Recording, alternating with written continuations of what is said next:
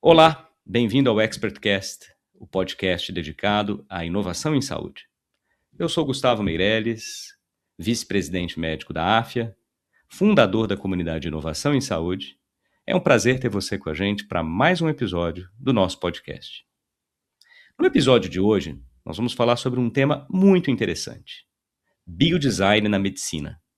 Um tema que mostra como a inovação centrada nas necessidades reais, não apenas dos médicos, mas também dos pacientes, pode gerar novas tecnologias, soluções e modelos de cuidados em saúde. O biodesign conecta médicos, outros profissionais de saúde, engenheiros, empreendedores, enfim. É aqui uma iniciativa multidisciplinar que transforma desafios clínicos em oportunidades de inovação. E para essa conversa eu tenho a honra de receber um dos pesquisadores que mais trabalha com o tema, tanto aqui no Brasil quanto no mundo, o Dr. Heron Werner, que é médico especialista em medicina fetal, ultrassonografia, obstetrícia e ginecologia, e coordenador do Laboratório de Biodesign da DASA, na PUC do Rio de Janeiro, onde lidera iniciativas que unem ciência, tecnologia e criatividade para desenvolver novas soluções na saúde. Heron, seja muito bem-vindo, é um grande prazer receber você aqui, chegando agora de uma viagem super interessante para a região ártica, que você vai contar um pouco mais aqui depois. Foi bacana porque acabou coincidindo a nossa gravação com essa viagem que eu estou muito interessado aqui em conhecer mais. Então, muito obrigado pela presença. Obrigado, Gustavo. É um prazer muito grande estar com vocês aí no podcast, né? E poder passar para vocês um pouco da nossa experiência aqui do biodesign desses últimos anos, né? Então, eu acho que vai ser uma conversa muito boa aí, para a gente poder mostrar um pouco da nossa experiência aqui com relação ao laboratório. Eu não tenho dúvida. Eu acompanho aqui inúmeras iniciativas que vocês já realizaram. A gente vai falar um pouco de várias delas, mas talvez valha a pena para quem está nos assistindo, ouvindo, primeiro contar um pouco o que é o biodesign na saúde, qual que é o conceito, por que essa abordagem vem ganhando cada vez mais espaço e relevância na medicina de hoje. E aí, depois disso, a gente vai passar por alguns exemplos também. Você sabe, Gustavo, a saúde é algo muito complexo, né? Porque as demandas são muito grandes, né? Então fica muito difícil a gente hoje suprir essa demanda somente com o nosso conhecimento a nível médico só. E eu vejo o biodesign como um encontro interdisciplinar e multidisciplinar, no sentido de que a gente pode agregar outras áreas de conhecimento para nos ajudar a solucionar questões da medicina, né? E aí eu tenho vários exemplos que depois a gente vai conversar com certeza, mas então, na verdade, a gente tem que ver o biodesign, o conceito de biodesign como uma equipe multidisciplinar, que aí você vai envolver engenharia, engenheiros de software, você vai designers, né? E então outras áreas do conhecimento que vão agregar e vão nos trazer conhecimento que a gente vai poder empregar na medicina, né? Então é uma equipe multidisciplinar que vai pensar em função de cada conhecimento seu, vai pensar, mas pensar em prol da medicina, em soluções que vêm da demanda médica. Muito bom, e bem, acho que a gente já pode começar com alguns exemplos, né?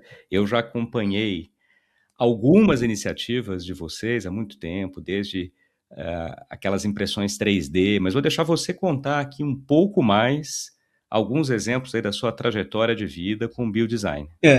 Bom, esse conceito ele foi entrando, vai sedimentando a cada vez mais, né? E eu já poderia até te citar alguns casos clássicos, né? Em que, se você analisar as demandas de cirurgias complexas, né? Então, por exemplo, vamos pensar neurocirurgia. Nós tivemos 2 casos nos últimos 8 anos de cirurgias de separação de gêmeos craniópagos, por exemplo, né, que são cirurgias muito complexas, e nós conseguimos melhorar o prognóstico com ferramentas que vêm do biodesign, criadas no biodesign. Né? Então, você vê o seguinte, eu consigo segmentar as imagens vindas de uma tomografia, de uma ultrassonografia, de uma ressonância magnética, gerar modelos 3D de alta qualidade, inclusive com fusão dessas imagens de uma modalidade de exame com outra, né? E apresentar isso para uma equipe multidisciplinar sob a forma de um material de impressão física, como a gente chama manufatura aditiva ou impressão 3D, né? Ou sob a forma de realidades expandidas, né? E aí eu poderia te dizer realidade aumentada, realidade virtual, né? Discussões em metaverso. Então, esse mês agora tem um artigo que nós publicamos e que inclusive é capa de uma revista inglesa sobre o último caso de craniópagos que nós tivemos, né? E esse caso foi muito interessante porque essa paciente nos procurou no primeiro trimestre da gestação, né? O que ela tinha de diagnóstico? Ela tinha os 2 bebês unidos pela cabeça, então craniópagos, né? E além disso, um deles tinha uma malformação cardíaca muito grave, né? Então aí nós tínhamos 2 grandes problemas. Primeiro, esses bebês nascendo, um ia provavelmente morrer e ia matar o outro, né? Então a demanda que foi para nós aqui no Biodesign, e essa paciente veio aqui para o Rio, é uma paciente de São Paulo, ela veio aqui para o Rio, e a questão da neurocirurgia, os neurocirurgiões perguntaram é o seguinte: Oeron, você vai preparar essas imagens, e eu quero que você me responda o seguinte: eu consigo separar essas crianças numa só etapa? Porque eu tenho uma questão de uma malformação cardíaca grave. Então, eu vou ter pouco tempo. Então, você consegue, com as imagens, com a análise dessas imagens, me falar que eu vou separar de uma forma rápida? Isso é um grande desafio. Porque você vê que o que eu tinha em mãos naquele momento era ultrassonografia. Eu não tinha nem ressonância magnética, nós estamos falando de 13 semanas de gravidez. Então, não tinha ressonância nem tomografia, era só ultrassonografia em aquisições volumétricas a partir da via transvaginal, no exame transvaginal. Então, o que nós fizemos? Nós fizemos aquisições de volume ali da cabeça dos bebês. Eu já tinha um diagnóstico, né, da malformação cardíaca. Então, nós geramos volumes, reconstruções 3D da cabeça, e nós vimos ali planos de clivagem entre o encéfalo de um dos bebês com o outro, né? Então, eu mostrei, dentro de um ambiente virtual, numa reconstrução 3D, para o neurocirurgião o seguinte: existe um plano de clivagem, você vai poder separar esses bebês numa só etapa e de uma forma até mais rápida. Então, respondi a questão deles. E por que eu tinha que responder? Porque a decisão de continuar com a gravidez, já que era um diagnóstico muito inicial, era em função dessa resposta. Entendeu? Bom, então o casal quis continuar a gravidez, então nós fomos ali, a partir daí, no segundo trimestre, terceiro trimestre, fazendo novas imagens, incorporando também imagens de ressonância magnética durante a gravidez para reconstruções. E eu gerei, a partir daí, modelos 3D, impressos em 3D, para a equipe lá no Instituto do Cérebro, que é um instituto público aqui no Rio de Janeiro, e excelente, né, dedicado à neurocirurgia, né? E eu forneci esses modelos 3D para eles poderem fazer discussões clínicas com relação ao caso. E mais, a partir desses modelos virtuais, nós criamos uma sala de metaverso, né? E colocamos esses modelos 3D com imagens originais e as imagens reconstruídas para que uma equipe na Inglaterra pudesse acessar junto com eles e fazer o planejamento cirúrgico. Porque eles queriam uma equipe com experiência também, uma equipe inglesa, né? que eles já tinham operado o primeiro caso também junto, e nós fizemos a mesma coisa, mas num contexto bem diferente. E foi muito interessante porque o ensaio cirúrgico foi feito no metaverso. Então, você imagina, eu tenho as imagens reconstruídas e nós podemos dar todas as ferramentas para eles verem onde eles vão cortar, entendeu? Então, as equipes treinaram o procedimento cirúrgico nos bebês que estão intraútero ainda, mas treinaram o procedimento cirúrgico no pós-natal, né? E a cirurgia foi um sucesso. Essas crianças nasceram, conseguiram estabilizar, e inclusive acabou não sendo, né, uma cirurgia de urgência como se esperava, né? Um dos bebês veio a falecer, infelizmente, por questão do coração, da malformação cardíaca, e o outro bebê ele fez há pouco tempo, 1 ano de idade, está sem sequela. Então, se você imaginar, isso são cirurgias complexas em que o biodesign atuou dando ferramentas em cima de reconstruções 3D, de segmentação de imagens, dando o apoio da manufatura aditiva para gerar modelos 3D, impressos em 3D, e dando apoio em ferramentas de realidade virtual, imersiva, né, expandida, que no caso aí foi o uso do planejamento cirúrgico a nível de metaverso, né, e funcionou muito bem.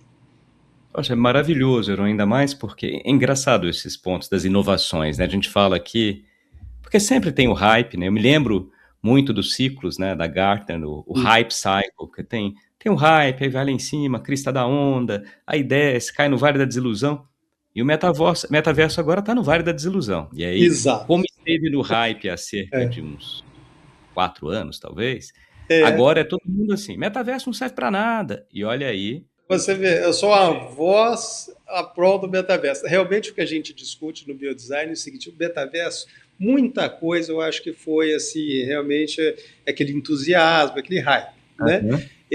Vamos criar lojas virtuais para vender, encontros virtuais.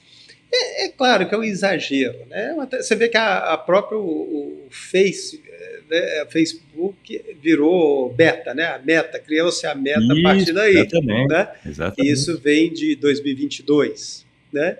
Teve aquela ascensão grande na época da pandemia, sem dúvida nenhuma, que você precisa de comunicação, mas eu acho que para a medicina ele tem seu espaço. Nós acabamos de fazer um livro agora, Gustavo, eu vou te mandar esse livro sobre realidades expandidas. Entendeu? Nós fizemos um livro sobre isso, é um livro que foi até financiado pela FAPERJ, né? E mostrando o uso dessas realidades expandidas na medicina. Entendeu? Então, eu já orientei algumas teses de mestrado e doutorado nesse sentido, e realmente eu vejo isso ainda como muito promissor na nossa área médica, né? No treinamento médico, no ensino médico e tudo mais. Então você vê que nós já temos experimentos, artigos publicados, em que eu já mostrei, recentemente nós publicamos um artigo dando uma aula sobre coração fetal dentro do coração fetal. Entendeu? E se você puder pensar que eu posso ali reunir equipes de diversas partes do mundo dentro do coração fetal, discutindo o coração fetal, você vê que realmente o potencial dessa tecnologia, dessa ferramenta é muito grande, né? E então eu vejo como, obviamente, isso caiu, né? As pessoas, aquele ânimo, ele diminuiu, mas agora a tendência é atingir um equilíbrio de realmente um uso mais racional dessa tecnologia, né? Eu estou me lembrando aqui de um outro exemplo que eu não poderia deixar de fora, que foi quando você brilhantemente, para mães gestantes com deficiência visual, começou a fazer impressão 3D dos seus fetos para que as mães pudessem conhecer os seus bebês, né, já que elas não podiam enxergá-lo ali por meio da tela do ultrassom. Você vê o seguinte, entre 1992 e 1995, quase 96, eu trabalhei na França como médico, refiz minha residência lá e fazia muito ultrassom. E lá o hospital era uma referência para gestantes deficientes visuais. Na época não existia nada 3D, nós estamos falando da década de 90, né? Começando ainda um ultrassom 3D no final da década mais para o final da década de 90. Então, o que nós fazíamos? Eu fazia o perfil do feto em 2D, imprimia em papel, recortava para a mãe sentir o perfil do feto. Era uma maneira de você melhorar a comunicação com o seu paciente. E isso é muito importante na medicina, né? E quando nós começamos o trabalho do biodesign e tudo isso, nós começamos a trabalhar com os fetos e começou em 2006 com o apoio do Royal College of Art, né? E inclusive nós fizemos estudos conjuntos, né, com o Royal College of Art, não na medicina, né? E nós começamos a trabalhar sobre a possibilidade de impressão de fetos. E um dos motivos que eu pensava era, eu gostaria de ter imagens melhores para colocar em discussões multidisciplinares, enriquecer uma discussão multidisciplinar face às patologias fetais, né? E aí eu lembrei daquele contexto que eu tinha na década de 90, que era realmente, olha, eu reportava para as mães tocar a face do bebê. E aí nós passamos a imprimir a face dos bebês. E esse projeto, ele começou em 2011, porque antes disso eu fui lá no Instituto Benjamin Constant, aqui no Rio, né? Eu falei, olha, eu estou com um projeto, nós estamos começando a imprimir fetos em 3D, quando vocês tiverem uma gestante, manda para a gente ver, eu gostaria de ver a reação dela face a isso.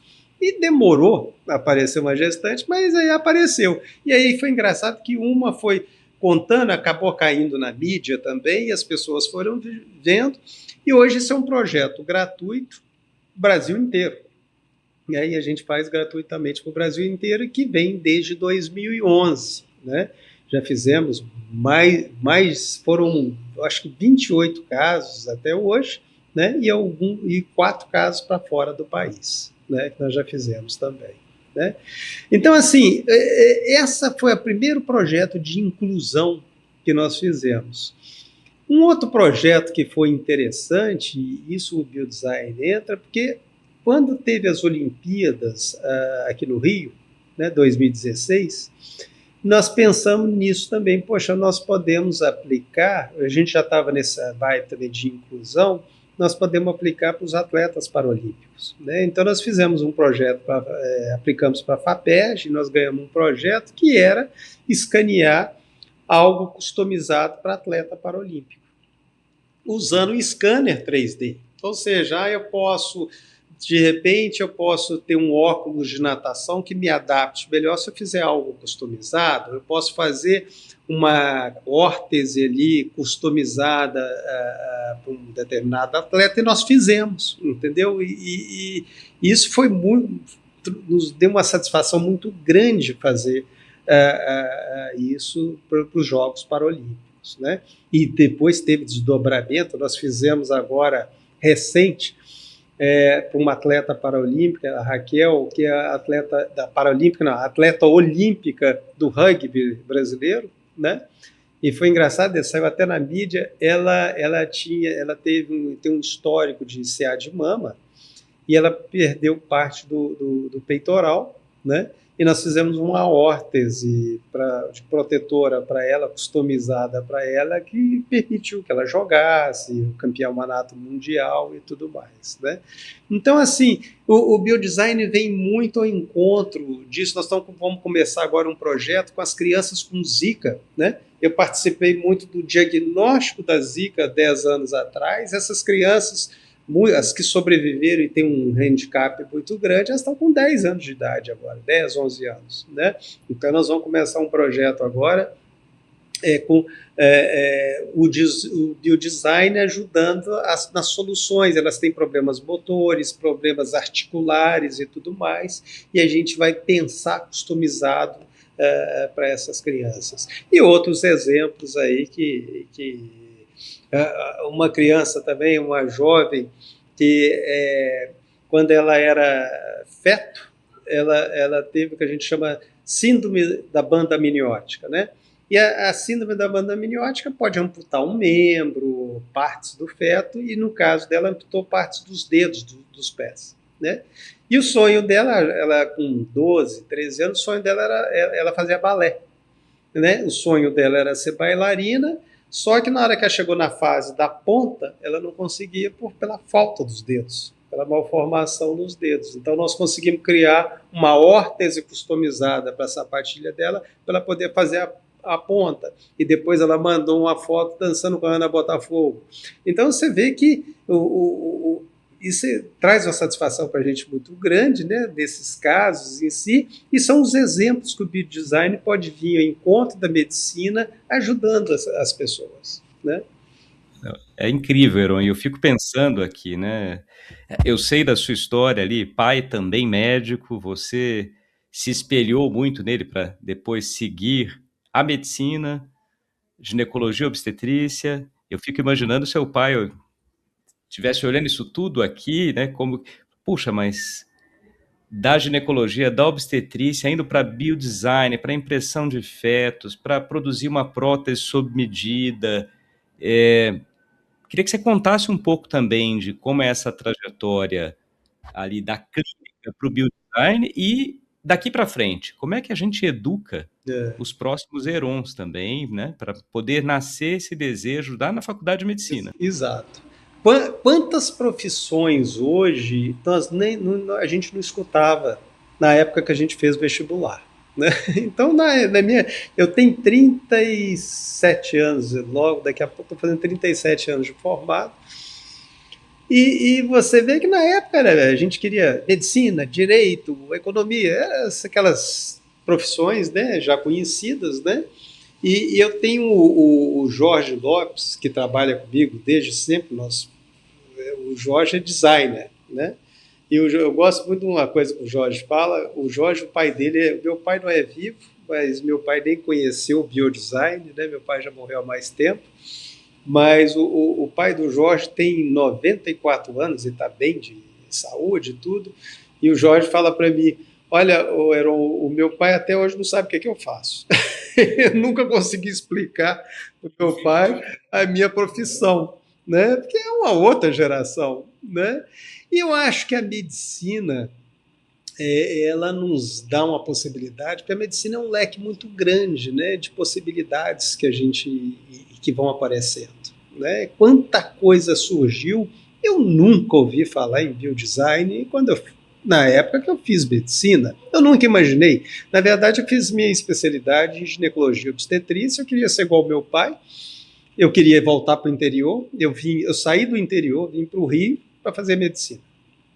E depois voltei, e a minha ideia era voltar para o interior, mas acabei indo para a França, queria ter uma experiência a mais, vivenciar uma cultura. Então eu consegui uma bolsa para 1 ano, acabei ficando quase 3 anos e pouco, quase 4 anos.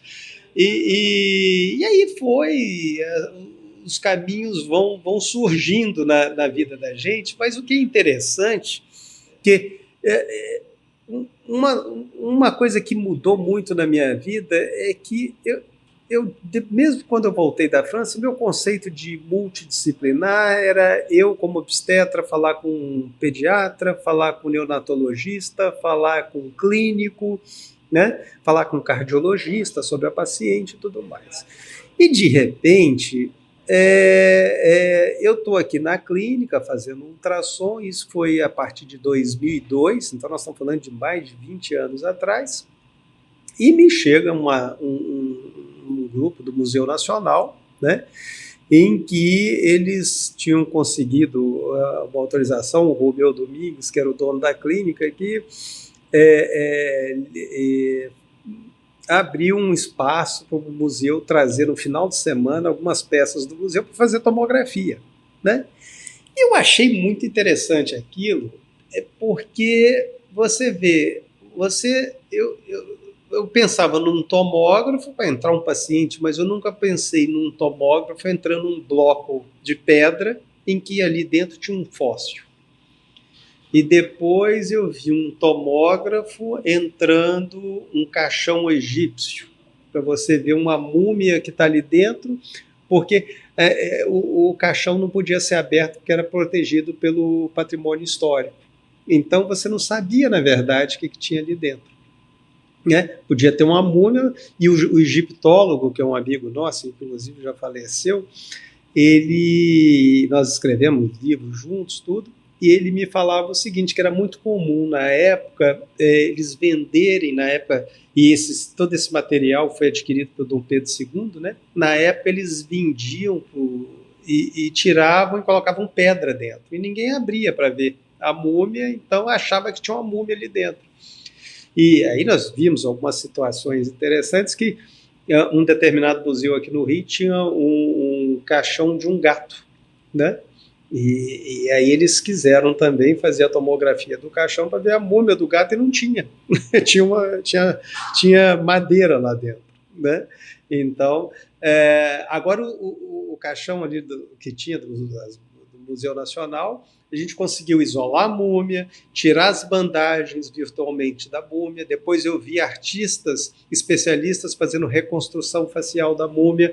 Então eu achei muito interessante, porque você vê o seguinte, isso linka com a medicina, né? Porque eu via na minha área, eu começava a olhar assim, poxa, eu estou vendo isso tão nítido, por que eu não posso ver um feto tão nítido, né? Se eu posso colocar o caixão no tomógrafo, obviamente eu não vou colocar a gestante no tomógrafo, mas eu tenho outras modalidades de exame que eu posso gerar arquivos em 3D, como ressonância magnética e tudo mais. E aí, em 2006, nós fizemos uma ressonância magnética, né? Então esse trabalho ele vinha desde 2002, mas a grande questão é que os aparelhos naquela época, os cortes eram muito espessos, né? Então, quando eu coloquei uma gestante na ressonância magnética, eu gerei um modelo, um corpo fetal, realmente, em que eu pude imprimir em 3D, mas era cheio de degraus, né? Porque, na verdade, eram os cortes espessos que me geraram, mas me permitiu fazer um corpo fetal. Nós tivemos um caso, que foi o primeiro caso impresso em 3D, que era uma gestante que tinha um bebê com uma malformação esquelética grave. Lá na França tinha um protocolo, e era protocolo francês, que você usava baixa radiação para estudar as malformações esqueléticas a partir de 33 semanas. E aí eu consegui uma autorização para fazer essa tomografia usando esse protocolo aqui, e nós imprimimos, então, o primeiro esqueleto no mundo de um feto, mostrando a malformação esquelética, né? Aí a aparelhagem foi evoluindo, né?